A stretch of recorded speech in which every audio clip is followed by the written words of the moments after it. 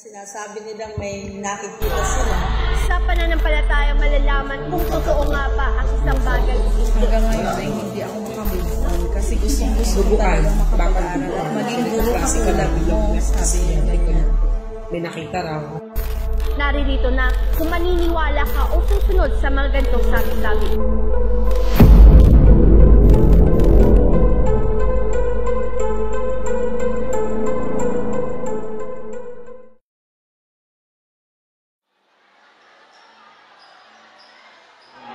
Samot-saring kwentong kababalaghan ang bumabalot sa iba't ibang paaralan dito sa Pilipinas. Dahil sa nakaraan at istruktura nito, hindi maiiwasan ang malilikot na imahinasyon na nabuo rito. Alamin natin at siyasatin ang kwento sa loob ng Kapayapaan Integrated School.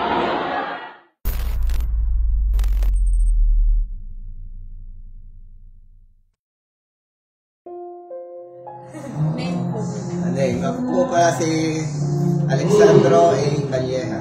Ilang taon na po kayong nagtatrabaho? Dali, almost, 10 years. Sa March 10, na ako 10 years dito. Sa 10 years po dito, may mga paranormal events po ba na nalalaman po? Oo, marami na. Kaso, kumbaga paramdam lang, hindi siya napapakita sa akin. Pero ko lang, estimate ko, ko lang yung pag may namamatay sa amin, nanay ko, kapatid ko. Dito. Nung nanay ko kasi, bago siya mamatay, siguro mga isang buwan bago siya mamatay, kinatok ko, pintul ko.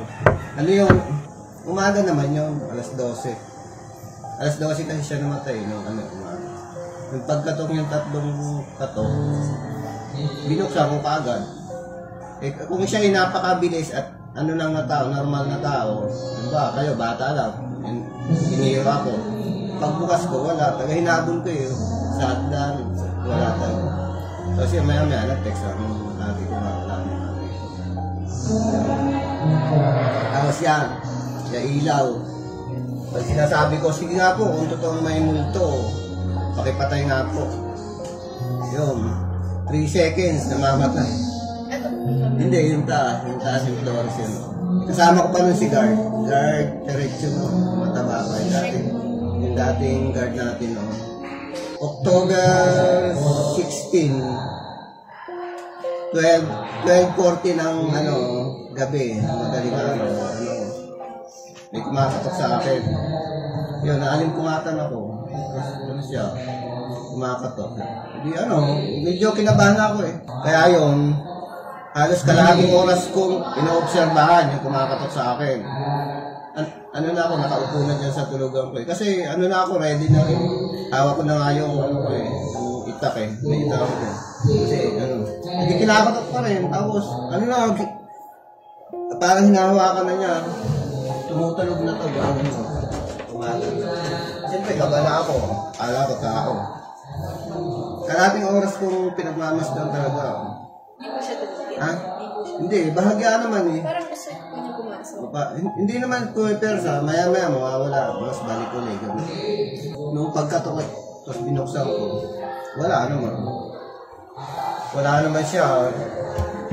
Wala naman ako nakitang Kasi lahat ng gagali at papasok dito, nakikita ng tao. Wala naman kami nakita.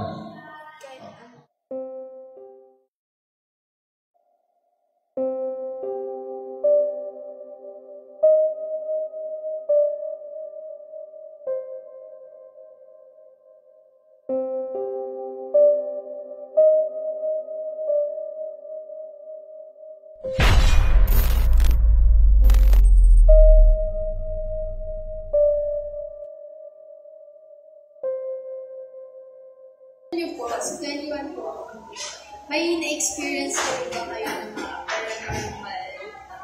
paranormal events po sa school? Dito, sa kabilang building,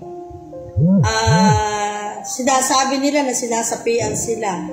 Kaya nung nagkaroon ng mga 3 beses na pangyayari na sinasabi nilang may nakikita sila, tumawag kami ng espiritista. Ayun. Ngayon, ang sinabi ng espiritista ay talaga daw dito ay may mga, ang term nila ay kaluluwang gala. Kasi dumating kami dito sa area na ito, na ngayon na nga ang kapayapaan. Basurahan ito Dumping site, dumping no? site ng No? mga basura. Site. Kaya ngayon, marami din daw maaari na may mga itinapon din dito na patay. Kaya yun ang ina-associate nila dun sa tapos, hindi lang sila, pati mga bata, even in the elementary. Kung may nakikita dito white lady, tumatawid daw yun. Kung maaaring galing sa elementary, galing doon. Tapos, yun ibang teacher ang nakakita. May nakakita, naka-long sleeve. Actually, nung magpakita yun, may namatay na estudyante. Office Ayan. ng Sa office ng principal. principal. Naka-long sleeve, nasa bintana.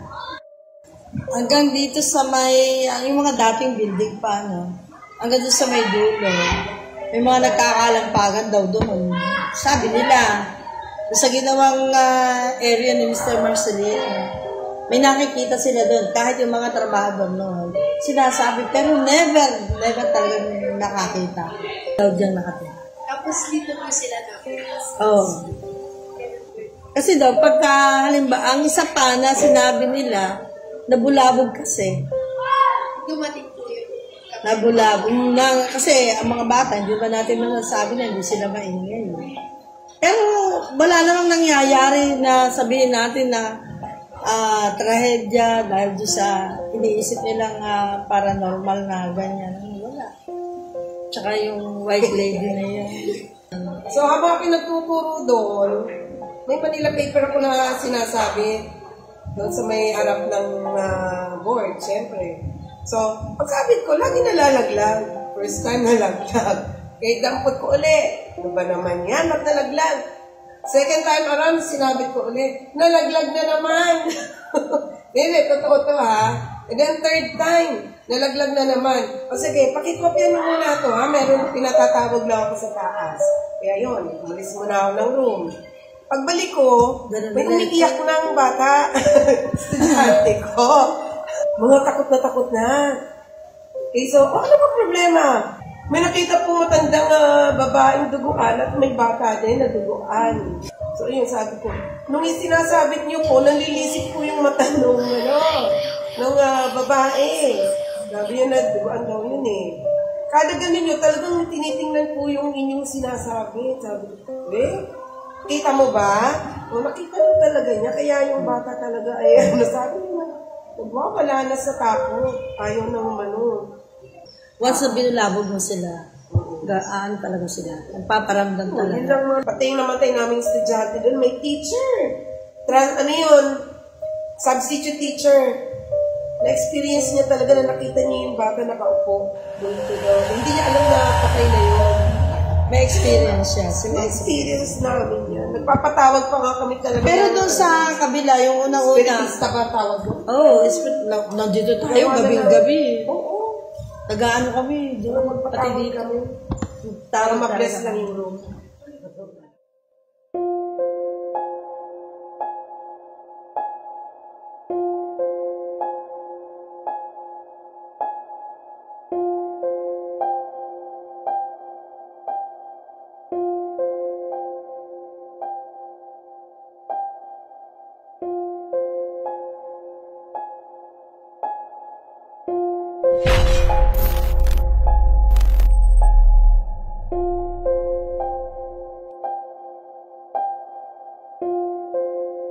Sa inyo po 20 years na experience ko dito, meron po ba kayo naramdaman ng mga paranormal events po nangyari sa school? Sa school, meron din naman. Dahil time na nagpapatugtog ako, tapos biglang namatay yung DVD na nakaset, nilapitan ko, parang baliwala lang sa akin. Basta pinlay ko na lang ulit. Pero sa mga estudyante ko, marami silang nararamdaman at nakikita kasi napansin ko lang, bawat room na puntahan ko, hindi nawawalan. 40 ang hawak ko noon, 8:30 ng gabi, may nakita estudyante ko na parang nagliliyab na mata. So, nagtakbo ng mga estudyante ko. Di napatakbo rin ako kasi nagulat ako, nagkaklase ko bago nakita ng walang ulo estudyante ko. Pero bukod pa doon, sa marami pa silang nararamdaman, hindi ko na lang, huwag nyo na lang pansinin, magdasal na lang kayo.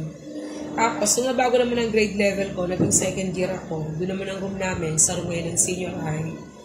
So, lagi silang nakakaramdam. May nakikitang bata doon sa may cabinet na lagay ng walis tingting. So, hindi ko kinuwento yung sa mga estudyante ko nung sumunod na taon. Nakita rin uli nila. Sabi nila, ito ba dito sa room natin? O bakit? After po nang pumasok ng room, may kinuhang gamit bago may nakitang bata po sa cabinet. Lalo po siyang hinika. So, ay di, yun na, kwento ko na meron na. Kasi meron ding nakita yung mga dati ng estudyante na habang nagkaklase kami ng umaga, nakaupo naman sa lababo, bakang duguan. Nagkaklase kami, biglang umayak ng estudyante ko na may nakita raw. Sabi ko, yun natutuwa lang, nanonood siguro sa atin, baka gusto niyang matuto. Yun lang ang sabi ko. Pero talagang hindi tumigil sa pag-iyak yung bata. Kasi nga nakaupo sa lababo. So, tapos, yung iba kong estudyante na doon din ang room, parang na ganon. Tapos na siya na patigil bago sumunod na taon. Pinasok na namin sa ADM para hindi masaya pag-aaral niya. Wala akong nakikita, wala akong nararamdaman, pero minsan may time na pagpasok ko, parang nanghihilakbot ako. Pero hindi ko na pinapansin yun. Isang beses lang yun. Ang hindi ko malilimutan yung doon nga sa may dating kantina ngayon ay senior high. Kasi ngayon sa estudyante ko, parang nabaliw, hindi siya nakapasok. Dalawang babaeng estudyante ko yun eh. Yung isa naman, nag-hysterical. Hanggang sa pinapagod namin yung tatay. Bati! Mulong! Wangko! Rial! Ramos! Damiray! Tabares! Igor! Andaya! Ilan taon na po kayo nagtuturo?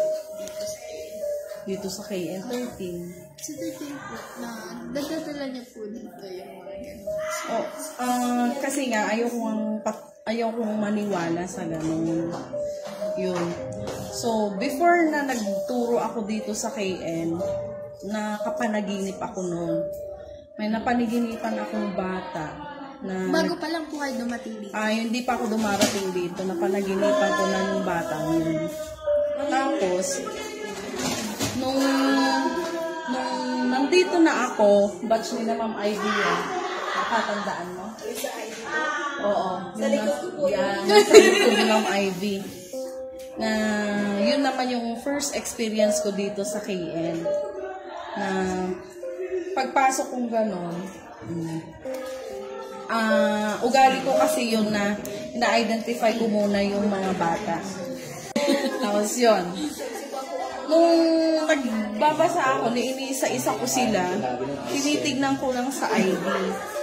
Kasi, ang isusulat, oo, ako mismo. Tapos sabi ko, ano nga ang pangalan mo? Nakalimutan. Andaya ang apelido. Tapos, wala lang. Sulat lang. Sulat. Tapos nung nagtatawag na, ito yung mga kategory ng aking huwag nyo na akong tanungin kung bakit anong kategory nyo, ganyan. Tapos, Andaya, nawala ka na naman. Sabi ko, nag-ano na sila. Pinipilit na wala namang ganong apelido. Malay ko ba, bagong-bago lang ako. Dito na po yun sa place mo na to. Hindi pa po doon sa may, bagong building. doon sa room namin dati. Ayan, yung master ko.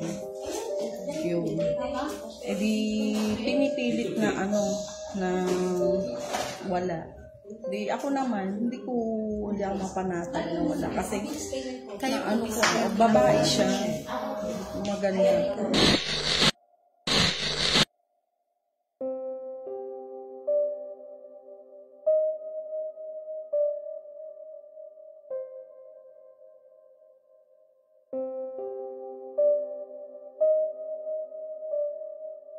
Sa paniniwala, malalaman kung totoo o hindi ang isang bagay. Naririyan na kung ikaw ay susunod o hindi sa mga ito. Laging tatandaan, ang mundo ito ay nababalot ng kababalaghan at hiwaga. Kaya dapat lagi tayong rumerespeto ng mga bagay sa ating paligid. Samahan niyo ako sa susunod na pagtuklas ng nakaraan. Ito po ang Unfolding History, The Secrets of Kapayapaan Integrated School.